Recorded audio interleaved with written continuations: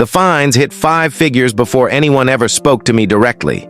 Not for noise, not for parking, not for pets, for landscaping.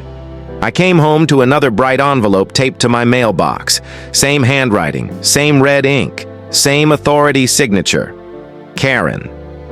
Karen was not my neighbor. She was the HOA enforcement officer, the kind who never explained, never softened language, and never knocked before issuing punishment. The first notice said my lawn was non-compliant. No photo, no measurement, no rule cited. I trimmed it anyway. A week later, another notice. This time, the problem was unauthorized plant species. The plants were native and had been there before I moved in. I replied politely. I asked which rule I had broken. Karen responded with a fine. Then another. Then a warning about further disciplinary action. I started looking around the neighborhood.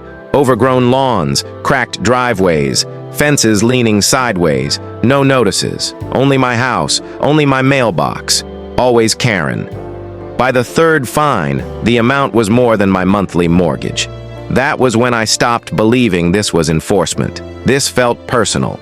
Karen showed up in person without warning, clipboard in hand, phone camera out, no greeting. She walked my yard like it was a crime scene, zoomed in on leaves, took photos from odd angles, stepped onto my property without asking. I went outside calmly and asked what the violation was this time. She said my mulch color was unacceptable. I asked where that rule was written. She said it was understood. I asked her to show me the bylaw.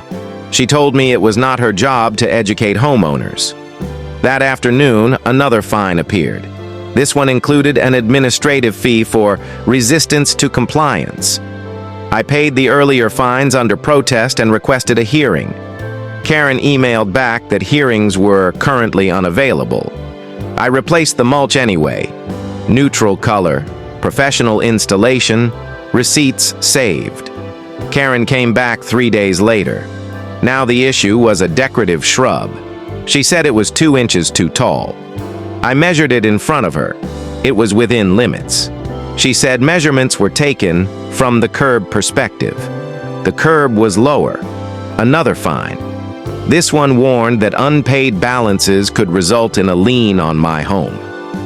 She started speaking louder during inspections, mentioning my violations where neighbors could hear, suggesting I was refusing to cooperate. I stayed calm. I documented everything. Then suddenly, nothing. No letters, no fines, no emails. 2 weeks of silence. I thought it might finally be over. The silence ended with a certified letter. It labeled me a chronic violator. Inside was a list of cumulative fines, late fees, and notice of further enforcement. The amount was shocking. This time, I did not reply. I opened the HOA bylaws. Not the summary, not the welcome packet, the full document. I read every page. That was when I found it. An enforcement clause buried deep in the bylaws. One Karen never expected anyone to read. It limited the board's authority. It required written notice, photographic evidence, a correction window, and an available hearing before fines could be enforced. None of that had happened. It also prohibited selective enforcement. I started quietly talking to neighbors. 3 others told me the same story, same handwriting, same fines, same threats. One had paid without question, another had moved away. The next HOA meeting was packed. Karen sat at the front table, arms crossed, jaw tight. When I was allowed to speak, I read the clause aloud, slowly, clearly. Karen interrupted me, said I was misinterpreting it. I kept reading. Neighbors started asking questions. Why were hearings denied? Why were violations inconsistent? Karen snapped. She said people were ungrateful, said enforcement was difficult, said if we did not like it, we could leave. Someone asked for proof of my violations. Karen slammed her folder shut. She stood up, her face red, her voice shaking. She said the board fully supported her. The board said nothing. That silence told me everything. The board announced a formal review. Karen was removed from enforcement duties pending investigation. I submitted everything, emails, photos, notices, the enforcement clause highlighted. Other homeowners came forward.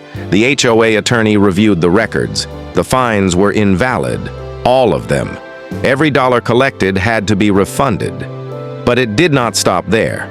The attorney cited repeated violations of governance procedure and selective enforcement. The board voted. Karen was permanently removed. Enforcement rules were rewritten. Hearings became mandatory.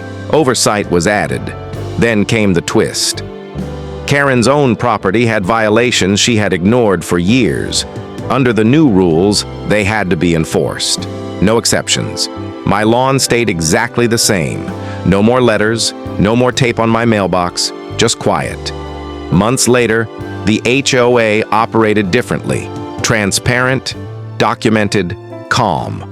All because I read the bylaws. So ask yourself, how many people are paying fines they never legally owed? How many HOAs depend on homeowners never reading the rules?